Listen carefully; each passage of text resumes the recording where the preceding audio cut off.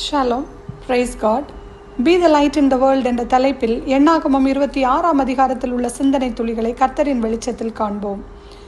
எண்ணாகமம் 26ஆம் அதிகாரத்தை தியானிக்கும் போது கர்த்தர் கட்டளையிடுகிற இரண்டாவது குடிமதிப்பு, அதாவது ஜனத்தொகை கணக்கெடுப்பை குறித்து பார்க்கிறோம்.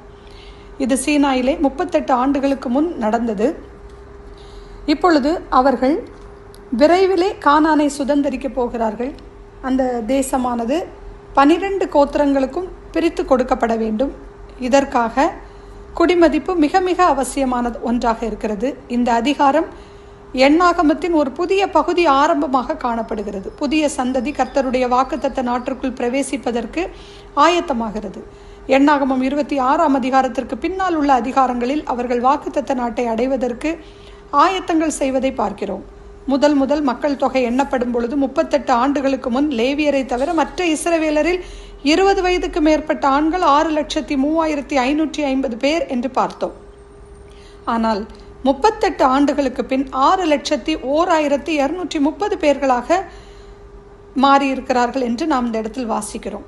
முதலாவது எண்ணப்பட்டவர்களில் காலேபும் யோசுவாவும் மோசேயும் தவிர மற்ற யாவரும் மரணமடைந்திருந்தார்கள். ஜனத்தொகை மொத்த எண்ணிக்கையிலே 1,820 பேர் குறைவுபட்டவர்களாக இருக்கிறார்கள். இந்த குறைவுக்கு காரணம் தண்டனை என்று சொல்வதை விட தேவனால் தெரிந்து கொள்ளப்பட்ட பிள்ளைகளின் அவ்விசுவாசம் என்றே சொல்லலாம். தேவனுக்கு கீழ்ப்படியாமை அவர்களுடைய சந்ததியின் வளர்ச்சியை குறைத்து விட்டது. சிமியோனின் கோத்திரத்திலே 3,37,000 பேர் குறைவாயிருக்கிறார்கள். ஏன் தெரியுமா? வாதையினாலே இந்த கோத்திரம் அதிகமாக அழிக்கப்பட்டது. காரணம், சிம்ரி தேவனுக்கு விரோதமான பாவத்தை சபையார் அனைவருக்கும் முன்பாக துணிகரமாய் செய்தான். அவன் வேசித்தனம் பண்ணினான். இந்த சிமியோன் கோத்திரத்தை சார்ந்தவன். தேவனுடைய வாதை அந்த குடும்பத்தை அதிகமாய் பட்சித்து போட்டது. ஆம், தேவனுக்கு விரோதமாக நாம் துணிகரம் கொண்டு நாம் பாவத்திலே நம்மை ஈடுபடுத்தி கொள்வோம் என்றால் தேவன் நிச்சயமாக பட்சிக்கிற அக்கினியாக இருக்கிறார். அவரை நாம் பரீட்சை பாராதிருப்போமாக. எண்ணாகமம் 14:29, இந்த வனாந்தரத்தில் உங்கள் பிரேதங்கள் விழும்.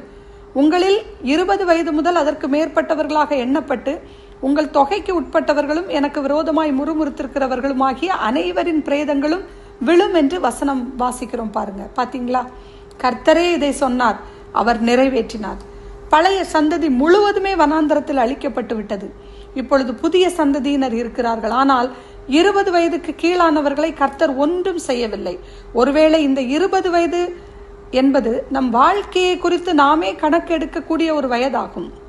இந்நாட்களிலே சிறு பிள்ளைகளுக்கு ஞான ஸ்நானம் கொடுக்கும் போது பெற்றோர் சிறு பிள்ளைகளின் ஆவிக்குரிய வாழ்க்கைக்காக உத்தரவாதம் கொடுக்கிறார்கள்.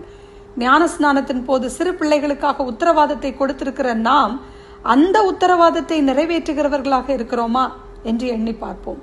சண்டே கிளாஸுக்கு ஒழுங்காக செல்கிறார்களா? பைபிள் ரீடிங், பிரேயர் ரெகுலராக இருக்கிறதா என்பதை சற்றே நாம் எண்ணி கவனமாய் கவனிக்க வேண்டிய ஒரு கட்டாயத்தில் நாம் இருக்கிறோம். நாம் கொடுக்கும் வாக்குகளை நாமே காத்துக்கொள்ள கவனமாய் இருக்க வேண்டும். திருமண வாழ்க்கையிலும் அநேக உத்தரவாதங்களை கொடுக்கிறோம். உனக்கு நான், எனக்கு நீ, மரணம் பிரிக்கும் வரை நான் உன்னை காப்பேன், நேசிப்பேன், கீழ்ப்படிவேன் என்றெல்லாம் நாம் பொறுப்பெடுக்கிறோம். இந்த வாக்குறுதிகளை நிறைவேற்றுகிறோமா என்று கர்த்தர் கவனித்துக் கொண்டிருக்கிறார். நாம் உத்தரவாதத்தை நிறைவேற்ற ஆண்டவர் தொடர்ந்து கிருபை செய்வாராக. ஆமீன். நாம் ஜெபிப்போம். எங்களை நேசிக்கிற நல்ல தகப்பனே, எந்த விதத்திலும் அவ்விசுவாசம் கொள்ளாதபடிக்கு நீர் எங்களுக்கு குறித்த பாதையில் பொறுமையோடு ஓட கிருபை தாங்கப்பா. எங்கள் அக்கம் பக்கத்தில் உள்ளவர்கள், எங்கள் குடும்பங்களில் உள்ளவங்களுக்கு நாங்கள் ஒரு எடுத்துக்காட்டாயோ அவங்களுக்கு அப்பா நாங்கள் எல்லா விதத்தில் அவங்களுக்கு உத்தரவாதம் எடுக்கவும் அப்பா, அந்த கடமையை நாங்கள் அவர்களுக்காக ஜெபிக்கவும், பாரத்தோடு திறப்பில் நிற்கவும் எங்களுக்கு அந்த உண்மையான உத்தரவாதம் எடுத்து ஜெபிப்பவர்களாக எங்களுக்கு உதவி செய்யுங்கப்பா.